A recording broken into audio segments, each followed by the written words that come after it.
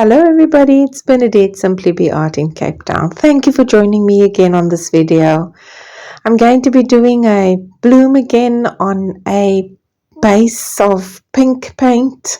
I've colored the house paint and made it a beautiful shade of light pink for this video. So I'm not going to be doing a blown out background. I'm going to use a solid color for my background and just laying down that pillow now in preparation for the blooms on top. So tinted house paint, I'm going to stretch it out across the canvas just to even out the layer that's on the canvas now. And then I'm going to torch the air bubbles, and when I torch the air bubbles, I'm also heating up that layer of paint, and I find with the heating up of the paint, so many air bubbles, rise to the surface, and I'm then able to pop it with the butane gas torch. So it's a kitchen torch, and you can purchase that at your local hardware, and it works really well. Just getting a blob of dried paint out of that base, and then we'll be ready to layer the colors. I'll list the colors in the description box below, but I'll also share the information with you as I go through and as I narrate the rest of the video for you. So the first color that I will be laying down in the color puddle is going to be a metallic gold. The brands of my paints are locally sourced brands, so I'm using mainly Zellcraft and Monte in this video. Just a nice dollop of the metallic gold, and then I'm going to top that off with some purples and violets. This is a Monte purple. Also going to do 2 dollops of that, and that's a 5 milliliter teaspoon. It's a plastic spoon. Love to use it. It works really well. The next color is a cobalt violet. This is a Dala color, cobalt violet. Dala is a local brand made right here in South Africa. And the next color is a Zelcraft Magenta. So I'm using, as I said, different brands in this creation. I love using local paints. And the next color that I'm going to end off with is the pearl white. This is a Monte Dimensions pearl white. So using Monte, Dala and Zelcraft in this pour today. Cell activators are black and white. I love using the black and the white together. In most of my blooms I use them together. I'm topping off with the white, and then I'm going to pull out my blow dryer. It's an 1800 watt blow dryer. I use it on a low speed first, and then I switch over to high speed, spreading out the cell activator across the colors, and then I'm going to spread out the petals. So using the blow dryer at a 45-degree angle, blowing out from the edge of that center part, just spreading the paint out in a petal formation. Usually try to go for 6 petals, and skimming the surface of the pillow. So I'm not really blowing deep into the pillow. I'm just spreading the colors over the pillow. I'm going to give that a gentle spin to spread that out a bit and to spread some of that color across the edges. And there's a lot of pillow paint on the canvas, and the spinning helps to even it out and spread out some of that excess paint. So I'm going to give it a few more twirls, and then I'm going to lay down another bloom. And the colors will be laid down in a color puddle in the same order as I did previously. So first the gold, then the purple, then the cobalt violet, then the magenta, then the pearl white, and then the cell activators. And I will take the blow dryer again, and I will blow out those petals. So if this is the first time for you joining me and checking out my channel, I'm going to put a playlist link up at the top for you right now. A playlist to all of my bloom paintings that you can go and have a look at. I've been doing blooms in my style for over a year now, and I've got a great collection that you can be entertained with. I do them in tutorial style and lots of narration, and I hope to inspire you with my blooming tales, I call them, my bloom pause.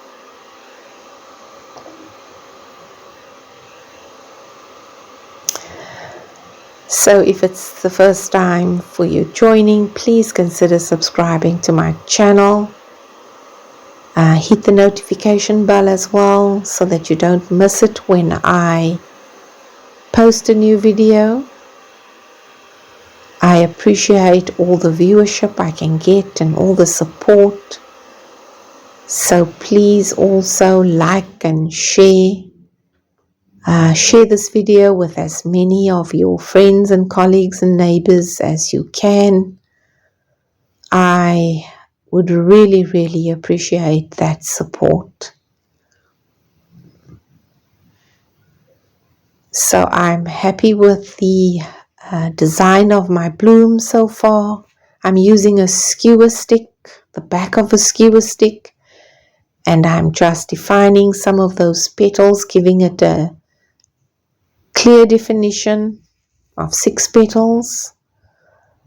I'm going to give it a nice twirl again, just to spread some of that paint off the canvas, and then I'm going to add some extra tiny blooms to the painting. I'm really loving the color palette. It's nice and soft.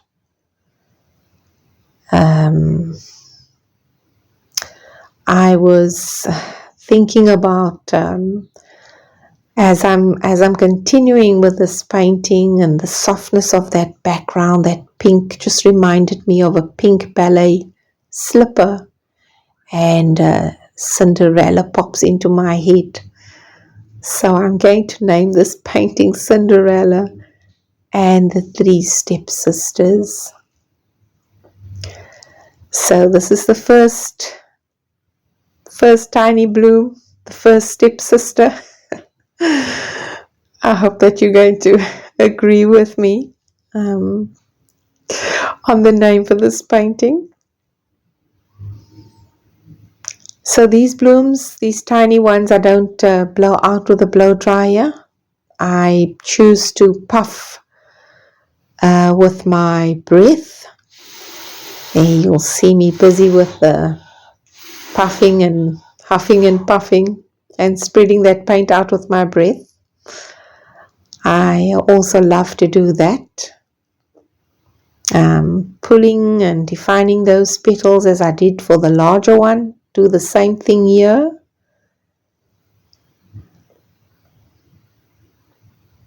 And I'm going to lay down another color puddle right there. I'm loving what I'm seeing on the canvas right now. I so enjoy doing these blooms. It's a surprise every time, no matter what bloom I do. The exploration and the experimentation is a process second to none. The only idea I have at the start of my painting is the color palette. Everything else that happens on the canvas happens and it unfolds automatically. There is no prior picture in my head. I go with what is happening on the canvas and I'm working with that as it unfolds.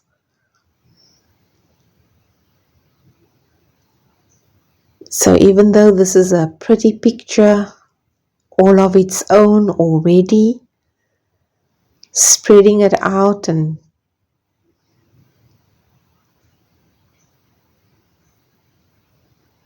now I'm using the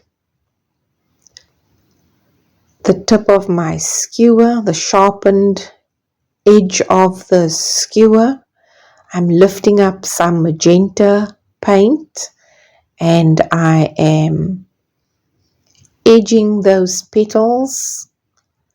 I find that by adding a darkened edge to the petal, I'm giving the petal a bit of a 3D vibe. You know, it helps it to stand up from the base. It's like that bloom is just floating on a surface of pink air. And it's just so mesmerizing to watch. I hope that you're enjoying this video with me so far. If you are, please give me a like, give me a thumbs up, and share some love for my bloom creation today.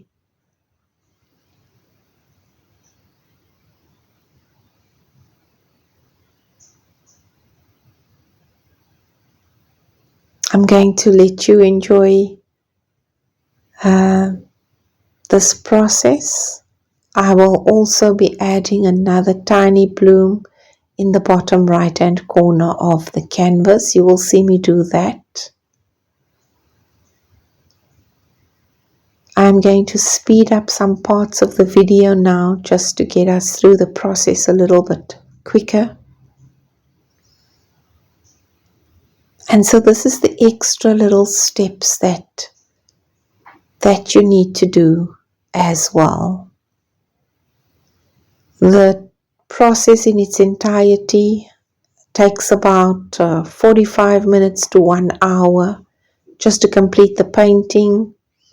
The aftercare work takes another 30 to 40 minutes, and that aftercare means that you are watching your painting, making sure that it's level, that it's drying even, and that no bugs fall into them. And then after about 2 hours, you are able to then leave your painting and allow it to dry completely. The drying process takes about 2 to 3 days before you will be able to touch the surface of your canvas. So I'm just finishing off and edging off those petals of the smaller stepsisters, the smaller blooms. I'm going to add a final bloom right in the bottom right hand corner on the canvas, and that'll complete the painting for tonight. So I hope that you enjoyed this video, that I've inspired you, that I've encouraged you, and that you too will go and do your bloom painting. So take care, everyone, and thank you for being here with me, for your viewership, for your time, for the love that you show and share. So until I see you on the next video, take care, stay well, bye.